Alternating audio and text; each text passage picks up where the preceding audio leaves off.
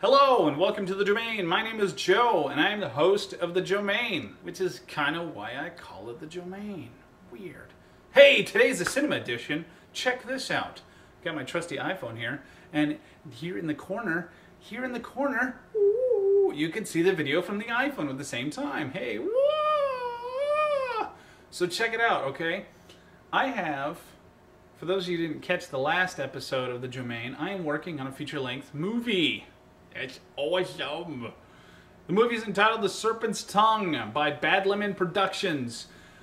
I am the director of photography, and thus I get to get my hands on some very awesome equipment. So, as you can see, within this massive cage of death and destruction here, you can see my Canon 5D Mark II, my Red Rock Micro Follow Focus, and the Red Rock Micro Builder's Cage Kit. I have a Porter Mic 5.1 Dolby Digital surround sound microphone and a fuzzy, because wind really makes it go whooshy, whooshy, whooshy. And of course the monitor that goes with Steadicam. I have mounted up on there so I can see my ugly mug. And a fun little tripod, blah, blah, blah, blah, blah, right? Okay, and also, oh look, shotgun mic. Yes, yummy shotgun mic. Oh, I don't know what camera to look at. I'm so confused. And over there, there's a kitty. So anyway, enough of that bullshit. So the movie hasn't actually begun to be shot yet. We just got done with casting calls, which went really well. We had a lot of really great talent out. A couple of kind of, you know, weird people. That's fine. Yeah, to each their own. At any rate, we should begin shooting in a couple of weeks, but right now, here is the teaser that we shot about a month ago to sort of set the mood, set the theme for the movie. We shot this in my living room. Actually, the actress was right here where I'm sitting, but she was kind of standing doing the thing. And I edited it and did the visual effects on the monstrous machine that you see behind me there. Pretty awesome, I think. Myself, a gentleman named Jonathan Fell, and a woman named Becky Sullivan composed the song that you hear and recorded it also here in my living room, but kind of back there where my music studio is. So I really hope you enjoy it. It's voiced over by the actress who's dancing. Her name is Amber. So here we go with the trailer. Okay, bye. Roll it.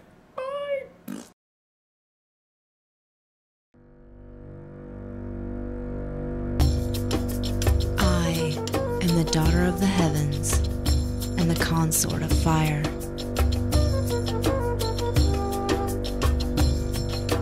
I am serpent.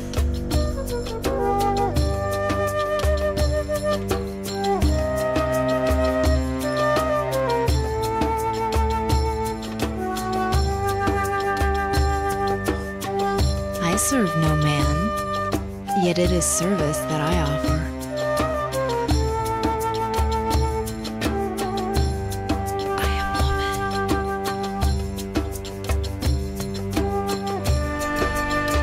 Hope of my favor, women have betrayed their God, and men have turned on their brothers.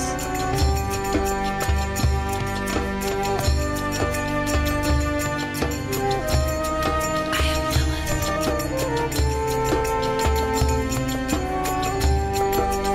All I ask is their souls.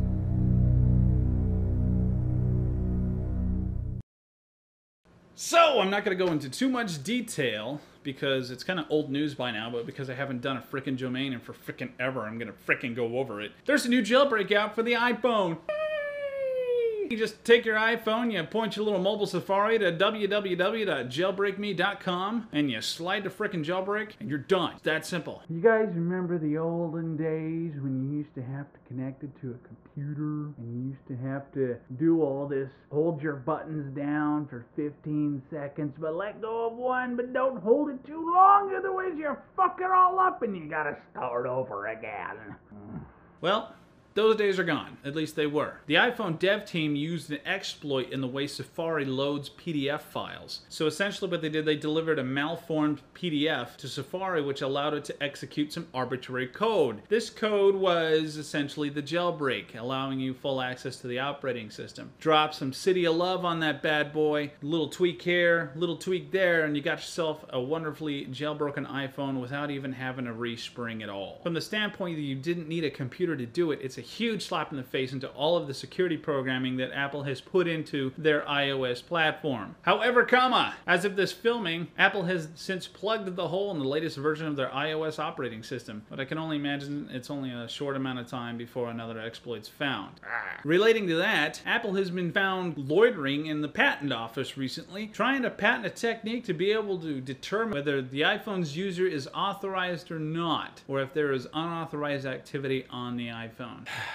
But what it really is, it's jailbreak detection, kids. Apple is so pissed off about us jailbreaking, and I have no idea why. If they weren't such dicks about it, they steal the features that the jailbreak devs put into the phone, like multitasking and app switching. Bitch, we had that 2 fucking years ago, man. You put it in there in iOS 4 and act like you're changing the fucking world, and the guys who made Backgrounder and all the Kirikai or whatever the fuck that damn app's called are rolling their goddamn eyes at you people. I gotta hand it to Apple, they finally put in some features that are making less and less of a compelling case to jailbreak, except for the, oh, I don't know, Facebook over 3G. That's pretty damn awesome. But I honestly think Apple's kind of going overboard with the whole Gestapo kick in the door type of thing. Here's something that bakes my noodle. Out in China, they have a traffic jam, okay? Now, you might have been in a traffic jam. Maybe an hour here, half hour there, maybe 2 hours if you're in the DC area like I am, you know. But hey, you know what? That is nothing compared to this. A traffic jam that extends over 60 miles and has lasted for 11 days. That's right, ladies and gentlemen. The traffic is so backed up that the locals have actually been raising their prices up to 500%, gouging the hell out of the people who were stuck in traffic. Some of the other locals have actually been arranging concerts and activities for those people who were stuck in traffic. Oh my god. Okay, so here we go. It's on now. So check this out. In an article that was falsely posted online as a joke to try to end a forum argument, the article states that 42 midgets were killed in a fight with a lion. That alone is hilarious. The page is actually dressed up to look just like BBC, including links and latest news and everything. The guy actually did a very fantastic job of copying the BBC page, and he posted the link on a web forum to try and end an argument of somebody. They were trying to argue how many midgets would it take to beat a lion to death, hand to hand, claw to claw, that sort of thing. Obviously, one guy said the lion would win, another guy said that 42 midgets or X amount of midgets or whatever. So the guy cooked up this crazy false article saying that they all died, and a bunch of them were wounded and limbs missing and shit like that, and the lion won. But turns out the article went viral pretty fast and crushed the guy's servers pretty hard. Eventually the guy, the midget advocate, if you will, found out that the page was fake and laughed about it really hard because it's pretty damn funny, and he was fooled pretty hard. So lesson to you folks, takes at least 50 midgets to take down a lion. In other news, Apple's planning to hold an iPod event on September 1st, 2010. Many experts believe that they are going to be unveiling the next iPod 4G, the 4th generation iPod Touch. Is there any other kind of iPod? Do they make the little handheld ones with the spinny wheel bits anymore? No, I don't think so. Many believe it's going to be the standard fare, following up after the iPhone. They're going to have a Retina display, probably forward and rear facing cameras, probably a little cute little FaceTime app. Hence the reason why in iOS 4.2 they added the FaceTime ability to launch FaceTime via email, because it's entirely impossible to launch FaceTime via phone numbers on an iPod Touch. This could be pretty awesome. I personally don't care. I've already got an iPhone 4, but some of you might. Some of you people who loathe AT&T or loathe whatever type thing you've got going on, I don't know. Additionally, sizes are expected to be 32 and 64. Some people say there might even be a 128 gigabyte version on deck, which is not in keeping with the natural rhythm that Apple has was put forth before between the iPhone and the iPod Touch, of the iPod Touch being exactly twice the amount of storage space as the iPhone. Kind of a selling point there. Biatch. Last but not least, due to the shooting schedule with the movie, big surprise, I will probably not be doing a Joemain for quite some time. However, I promise to amass a great amount of behind-the-scenes footage for you all to enjoy that will be posted here on this channel and on my cinematography channel, which is, hopefully, if I remember to do it, linked in the underbar. I'd like to put out a special thanks and drop a link and drop some names to Philip DeFranco. He's the whole reason why I started the Joemain, because I started watching his Philip DeFranco show, which is extremely funny in my opinion. He's a good guy. You should check him out. PhillyD.tv. That's PhillyD.tv. So big ups to Philip DeFranco out there. And Phil, if you're watching this, you're probably tired of YouTube already, I can tell. I will talk to you all later. You all have a wonderful week, month, year, or however long it is till I see you again. This has been the Joemain, and that is all. I don't know what you want me to do.